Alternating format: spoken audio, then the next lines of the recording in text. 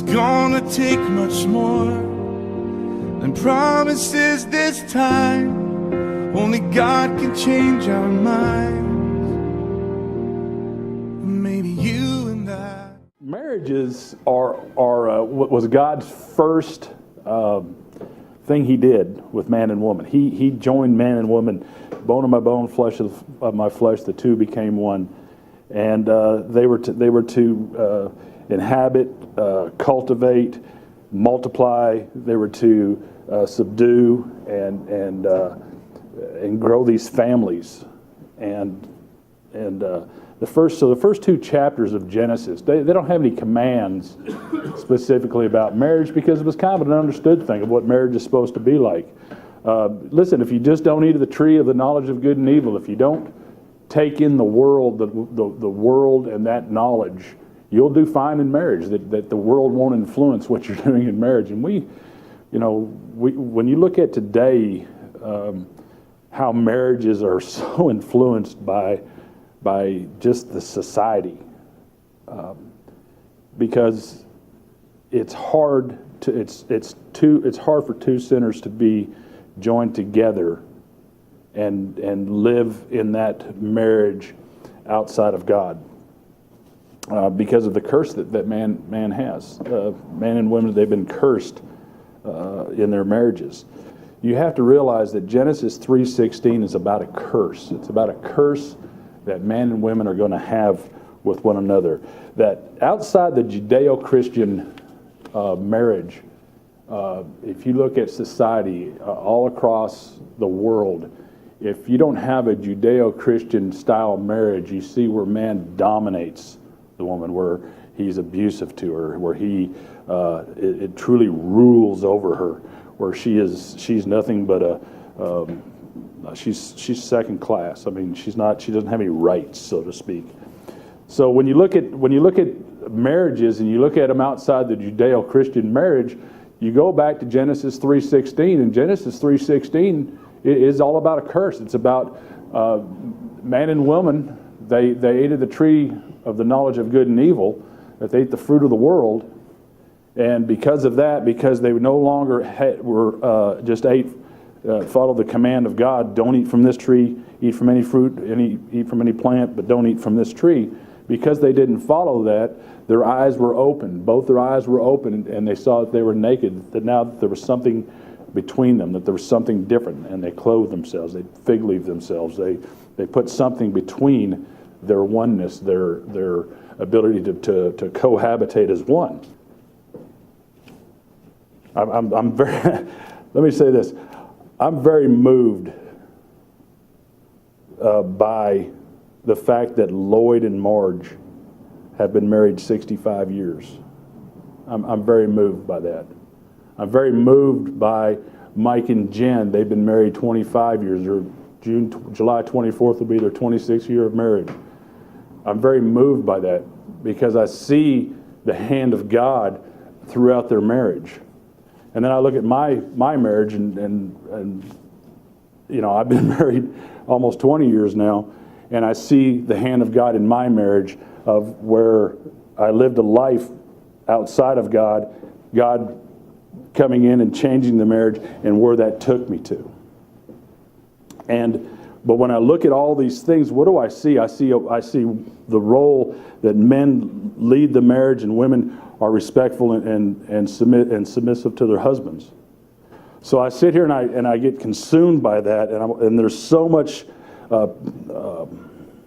desire in my heart to just want to open this whole Bible up and go through the whole Bible, what that looks like, and I want to try to be careful not to do that, because I don't want to inundate you. But what I want you to see today is, if men are going to lead a marriage, they have to have a follower. Does that make sense to you?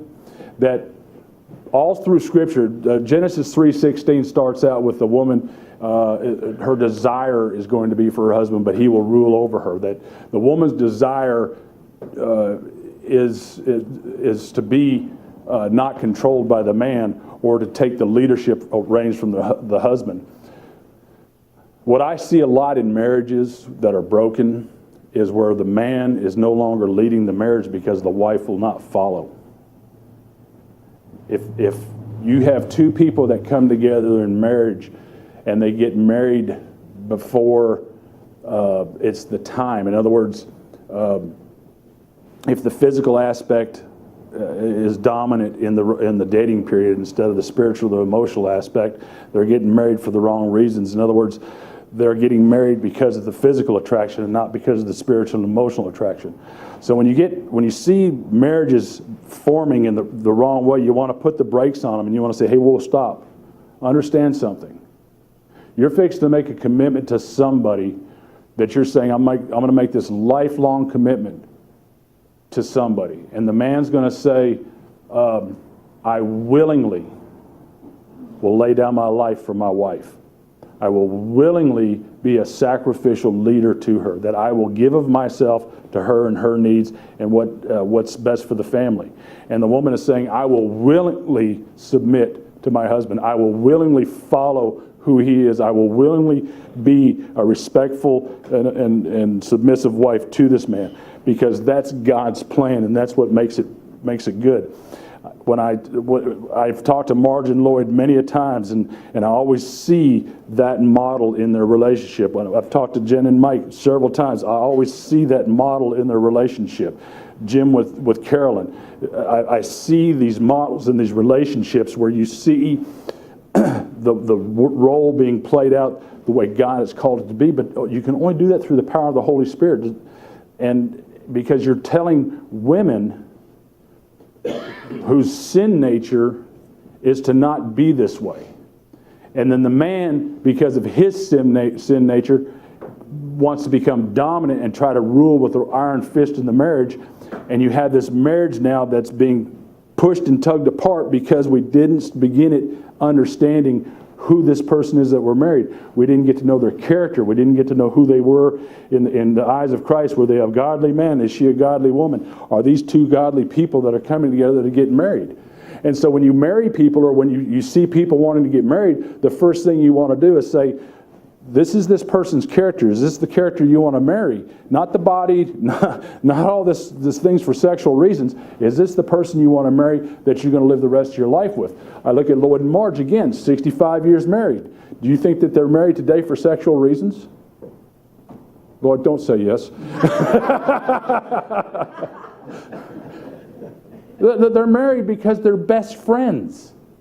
They love one another. They're best friends. They lived a life where Lloyd was able to be that servant leader in the marriage because Marge happily followed and happily submitted to that leadership. See, that's an old time thing. That when you look back at that, you see the days of Leave It to Beaver or whatever the show was back in the 40s, 50s, and 60s. You saw that kind of relationship, and you look back at that today, and by today's standards, that's wrong. That's not how we live. We've got rights. We've got things. We got ways we want to be. We're women, and we have power.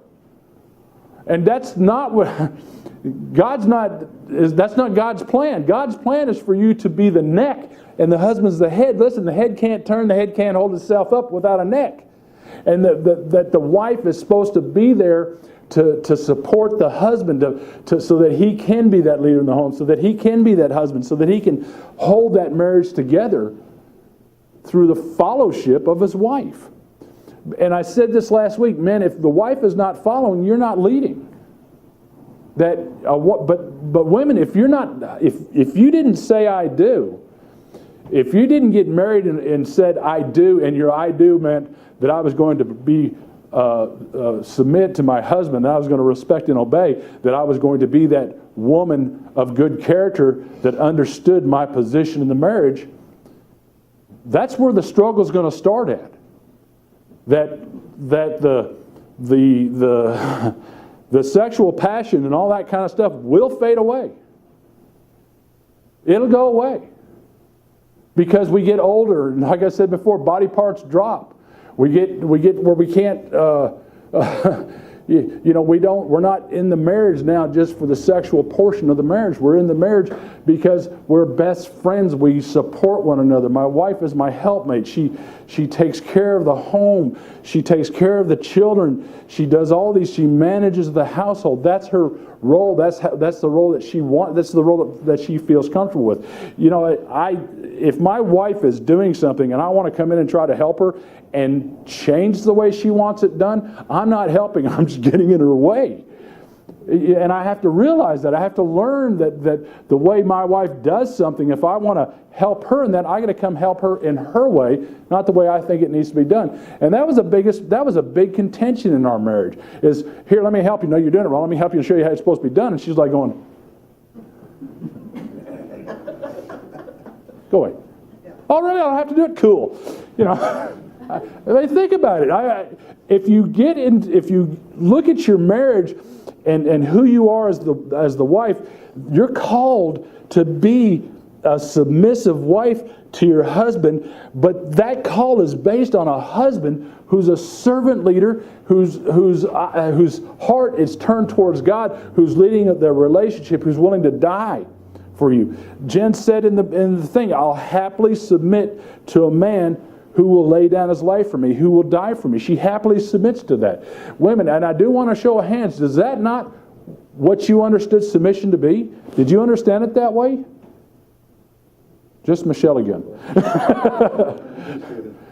No, that submission in a home, that's become a bad word, that's become a bad thing, that society, the tree of knowledge of good and evil, has made that be a bad thing in homes, but it's not. That what's good in a home, what makes the marriage whole, what makes the marriage right, is when we get married and we live it out in God's plan, not the world's plan. I always, see these TV shows or these just anything, movies, whatever you want to talk about, that have taken the role of a wife and the role of the husband and just completely made the man this moron and this woman this over-domineering, mean person in a marriage, and made that to be normal. Because understand what spiritual warfare is. Spiritual warfare is the woman saying, I got rights. You're not going to treat me this way. You're not going to do these things to me. And I'm not going to follow you. That's what spiritual warfare is. See, what makes a marriage right, what makes a marriage whole, is in Ephesians 5:33, I think it is. It says that regardless, whether the husband is being that submissive, that servant leader, that you're still to respect him. And whether the wife is respecting you, regardless, you're still supposed to love her. That you don't respond in your marriage to your mate. You don't react to what they do in your marriage. You respond to how God calls you to respond. That your relationship with your wife, your husband, your relationship isn't based on how they treat you. It's how you see who God is. One of the best things that I heard in Mike and Jen's testimony was that, well, there's a couple things, but Jen said, it doesn't matter what I contribute to this marriage. Now follow that. Whether it's good or bad, it doesn't matter what she does in the marriage. Mike is still going to love her because that's what he's called to do with his relationship to God. And Mike said that I want to love her as God loves me. Just as I'm loved by God, I want to pursue my wife that way. The way God pursues me, I want to pursue my wife that way. Not because it's for Jen, because it's for God, because that's Mike's idea, what Mike sees, how God pursues him. So the relationship that they have, the relationship that you have with one another, isn't based on how you treat one another. You see that? Your relationship with one another is based on how you view God and how you see your relationship with God to be.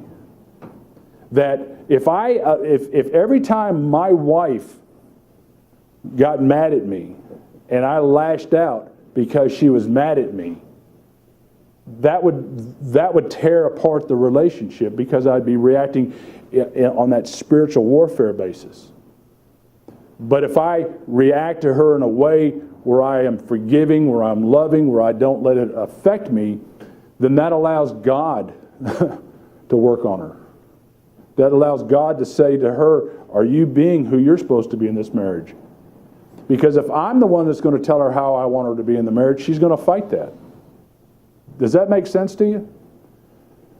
I want you to understand that marriages are cursed in Genesis 3:16. They're cursed, that saying that because you don't follow the commandments of God, because you don't obey God and follow and trust in Him and follow that plan that He's put forth, because you didn't listen to God, because man listened to the voice of his wife, because the woman was deceived by the things of the world, because they didn't follow the commandment to not eat of the tree of the knowledge of good and evil. That is why women desire to be rulers over their house. And here's the thing I'll tell you, that women, you desire that, and you will press on that, and you will beat that into your husband to a point where he'll no longer fight for that. He'll no longer fight to be the ruler of his home. It says in Proverbs, better live in the corner of an attic than that with a contentious woman. That, listen, if you're just going to be contentious all the time, and you want to dominate, you want to rule this relationship, I'm going to go build me a man cave and stay in it. I've got a man cave now, and hey, it's got all my football paraphernalia, it's got all my baseball paraphernalia, it's got all my hockey paraphernalia, it's got all my everything that I want. I got a little cooler out there for my beer. I got everything I need. I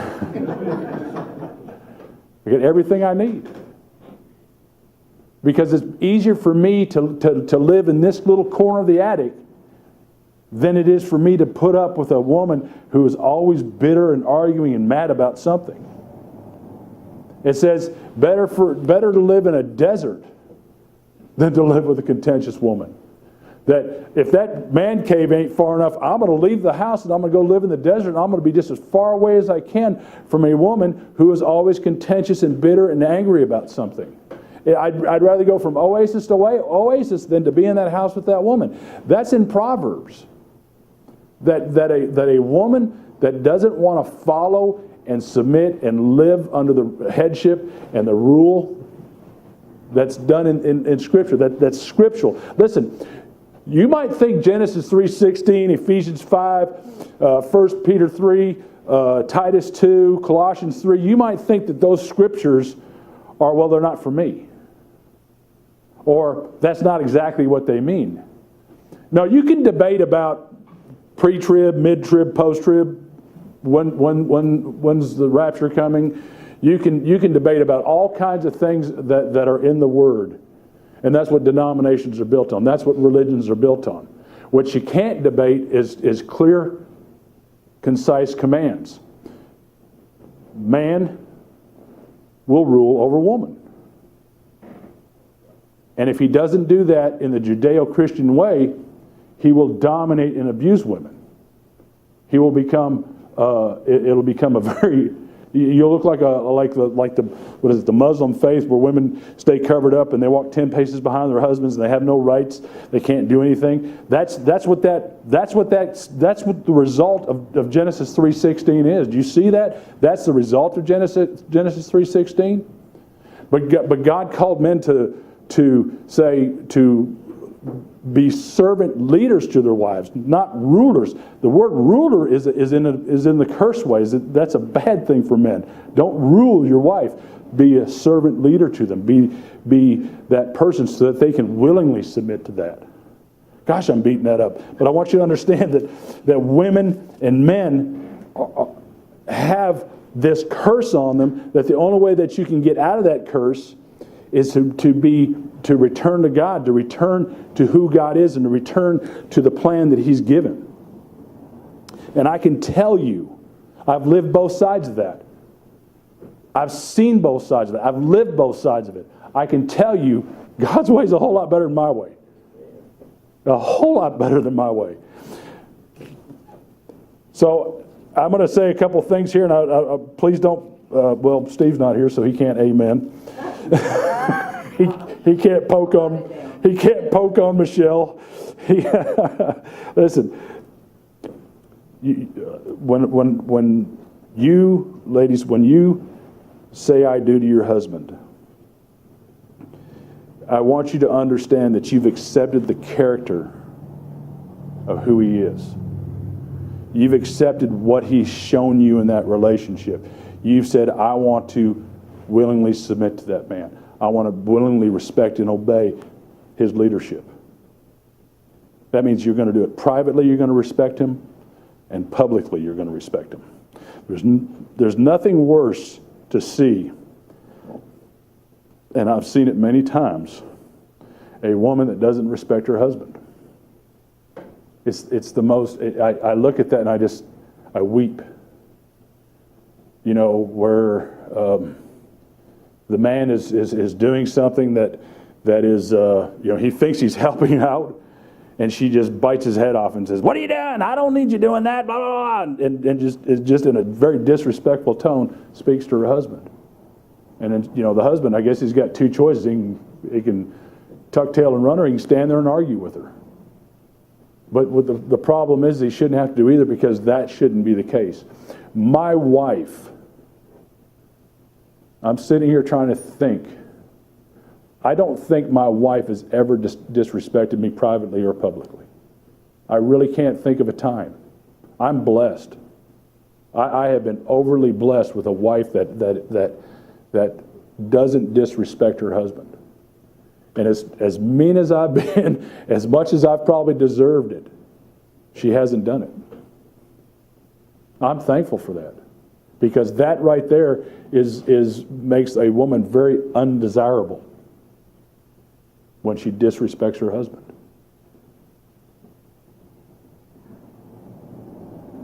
It's so much so that begins the demise of a marriage. Now, when the man and the woman got married, the man believed the woman was going to respect and obey. Ladies, let me ask you a question. Does that word respect and obey, is that offensive to you? Is that offensive to you? Because it's really not a bad thing. You mean you're called to respect and obey God. You're called to respect and obey police officers. You're called to respect and obey judges. You're called to respect and obey the laws. All these, you're called to respect and obey that. Is it hard for you to respect and obey the divine authority that God has given man? That's the question. My sister, I won't let her listen to this tape. My sister has a very big, she sat there and she was listening to all these marriage things that I was doing, and it came to this respect and obey thing, and she said, no, I'm not going to do that. That's wrong. Women aren't trash or rugs to stand on or anything like that. And just sure as I'm standing here, my beautiful wife looks at her and goes, you don't understand what that means. That means that your husband is leading a marriage in such a way where he is giving you the servant leaderhood. It's a natural thing for you to want to do. That it's normal for you to want to be that way. It's normal for you to want to give of yourself to somebody who's loving you the way that you're supposed to be loved. But the problem is that if you don't desire to follow the husband, if you don't desire to get into that relationship, when you said I do, if you're in your mind you weren't saying I will willingly respect and obey my husband, that's where you're going to always have that tension, that problem. Is that not true? That is so true. That you have to understand that's where you're starting. Listen, a man wants a well-managed house. Listen, your husband is the house band. He's the one that holds the house together. But I don't manage my house. I let my wife manage the house. Before I came to Christ, we had a house that had gray walls and gray carpet and white ceilings. That's what we had. And my wife wanted to decorate it. She wanted to put this up or that up, and I'm like, no, we're not doing that. We are not doing that. And that was, I just remember her folding her arms like this and going, okay. We didn't have a picture of anybody on the walls. As a matter of fact, Colton was probably a year or two old before she started putting pictures of him up on the walls. And then when we reconciled our marriage, I ended up with Botticelli red dining room, black and silver, what do you call that, where you sponge the paint on, the sparkly paint on the living room walls. I had a purple bedroom. My wife put all the colors she wanted. She wanted to put 10 walls up. She wanted to have 10 walls, and I was like, well, we're not having 10 walls. That's just not doing that.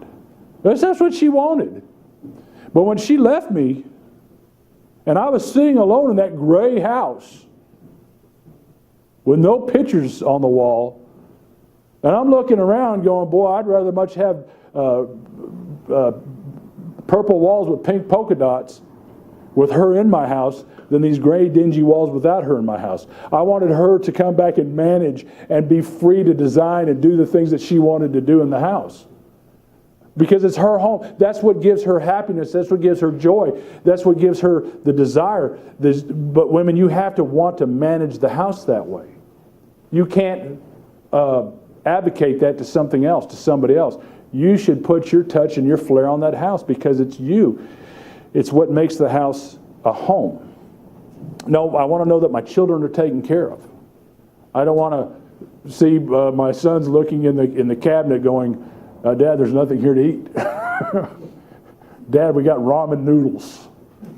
You know, I want there to be food in the house. I want my children to be well fed. I want my children to be well clothed. I want my children to be well taken care of. That's by their mother. And I can't say this enough.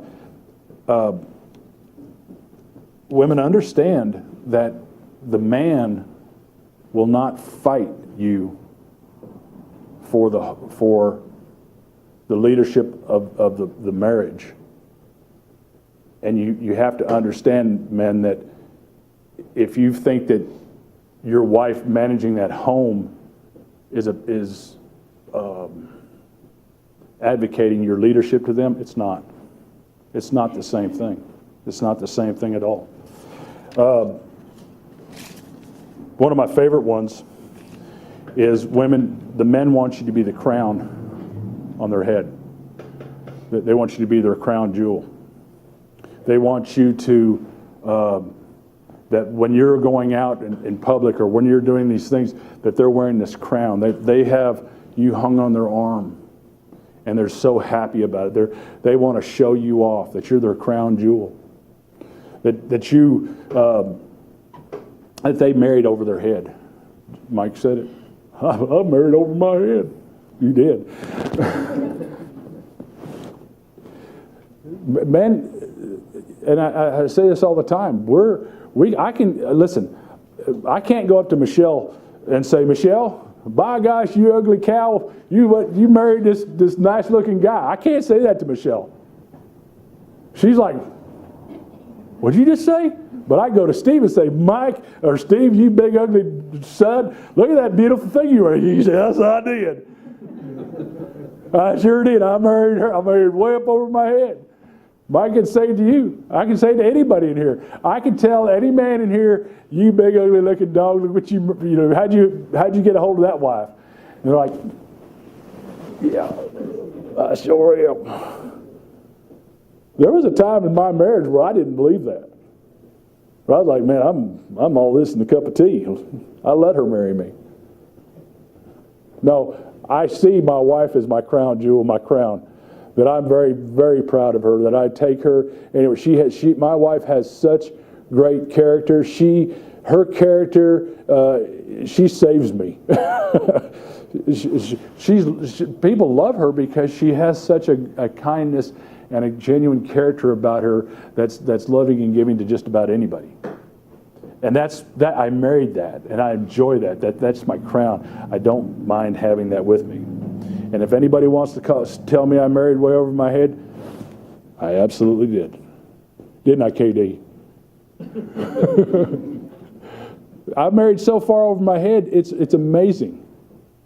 I'm the luckiest man in the world for how high up I married. Because my wife is exactly what God said I needed to have.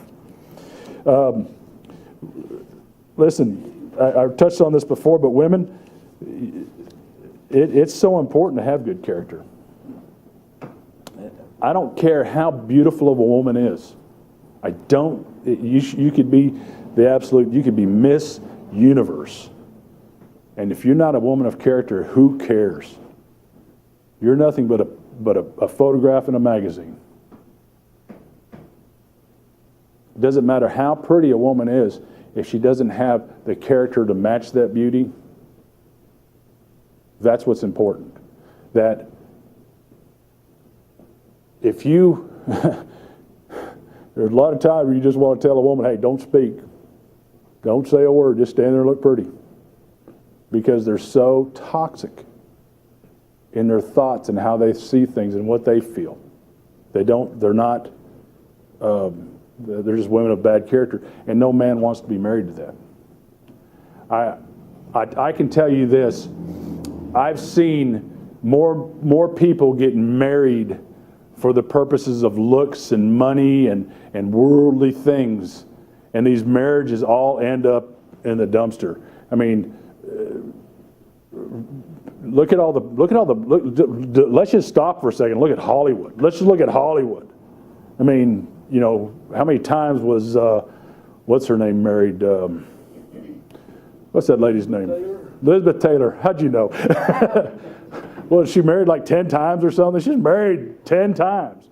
You know, people with money and affluence and all that kind of stuff, they marry for the wrong reasons. They marry for the looks. They marry for the money. They marry for all these things. They don't marry for the moral character, the character of who they are. So a man, when he said, I do, he was expecting you to remain of good moral character, to be the character of the woman that he fell in love with. And the last thing that I want to talk about with women, and y'all laughed at it when Jen said, you got to treat your husband like a puppy dog. That was a great way of putting it. But men want to be affirmed. They want to be doted over. When my wife talks about other people about me, and listen, I overhear her say something kind about me, I'm just like, oh, yeah. And now I got to work 3 times as hard at being that kind guy. You know, I love it when she affirms the things that I do, when she affirms the leadership that I have, when she affirms who I am in the marriage, when she dotes over me, when she tells me that I'm doing well, but not only to me, but she'll tell her friends or she'll tell other people. She never tells her dad, but that's okay. But when my poor Katie's got to sit in these things sometimes, but I love it when my wife dotes over me. Lloyd, you like it when Marjorie dotes over you? Sure. She does it all the time. I've heard it. She did the other. I was talking to her on the phone for 20 minutes. She's doting over you. You know. Do this, don't do that. Yeah. No, don't. D-O-T-E, not don'ts. No, it's great. A man wants to be affirmed in the marriage. He wants to know that his wife appreciates and loves him and respects him. That's what is so important in the marriage. Now, we first looked at, in this little series so far, we first looked at what a marriage looks like as one, with oneness, how God designed a marriage to be one, that the two of them shall come together. Bone of my bone, flesh of flesh, two of them shall be one. That's God's plan in the marriage. That's the pre-fall plan of a marriage, that the two are one. And then we looked at what a man's supposed to look like in a marriage, how he's supposed to be the romancer, that he's supposed to be the lover, the servant leader, and what that's supposed to be. And now we're looking at the wife, what a wife's role is in the marriage. And the wife's role is really simple, is to follow the leader. It's an old game, right? Follow the leader. But to follow the leader. But understand this, and I want to say this to close. If you think that following a leader is hard, I want you to see how well are you following the Lord? How well are you following His example? How well are you following Him in His walk? How well are you doing in following Christ? Because that's the example that your wife sees and what fellowship should look like. In other words, you can't expect your wife to follow you any more than you're following Christ. You see that? That if I'm not following Christ, how in the world could I put my wife to a higher expectation than where I'm at? And if I am following Christ,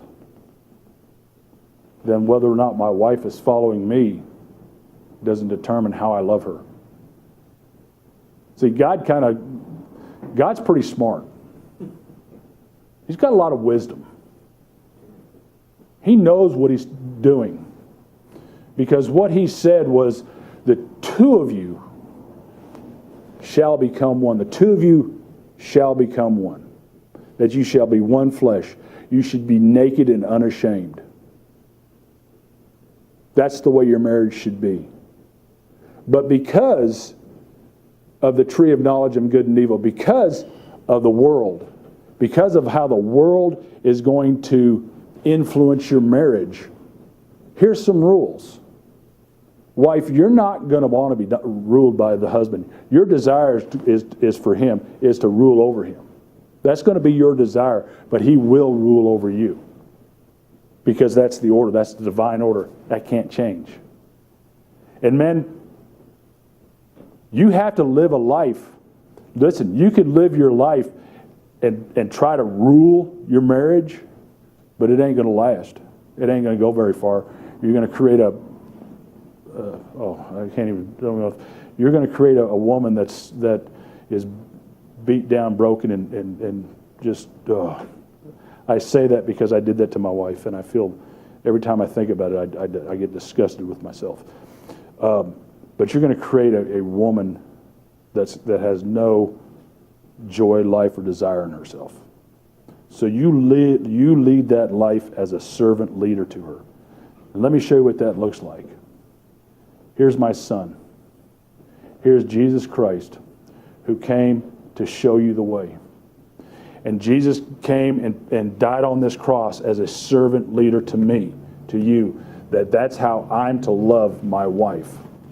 So God's plan is saying that if you want to follow the world and eat of the fruits of the world, the tree of knowledge of good and evil, and you want to try to be married, you're going to have the desire and the rule. But if you're a Christian, if you're a faithful follower of Christ, if you're a person who believes in Jesus Christ as your Lord and Savior, here's what this relationship should look like. That you have a sin nature and you're going to fail every once in a while. You're not going to be perfect at it, but by the grace of God, because of God's grace, you can come and seek forgiveness and restore that marriage back to where it should be. I did it. You can do that. And when you restore that marriage and you walk in the way Christ has called you to walk, when you live your marriage the way Christ has shown you to be in that marriage, then you'll be eating from the tree of life. That you'll restore the life back into your marriage. You'll restore the joy back into your marriage. Listen, the one thing that I want, how I do a barometer on my marriage is by how much joy my wife has in it.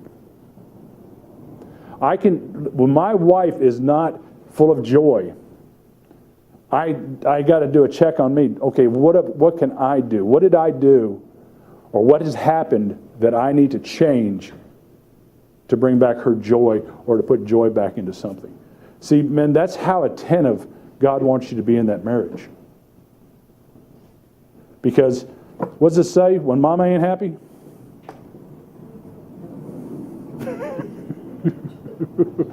What is it, Marge? Ain't nobody happy, huh? You never seen that, did you? No, the purpose in marriage, the purpose God gave you in marriage is to be one and be fruitful and multiply. And the only way you can do that is not getting into a spiritual war with your mate. Not fighting and trying to say, woman, you must submit to me. Well, husband, you must die for me. You must submit. You must. No. God will fix the woman. God will fix the man. Don't try to fix each other. You can't change. If you married this woman, if you married this man, and you think that you can change what you married, God can change him. You can't. Let me pray for us. Maybe you and I were never meant to be complete. Could we just be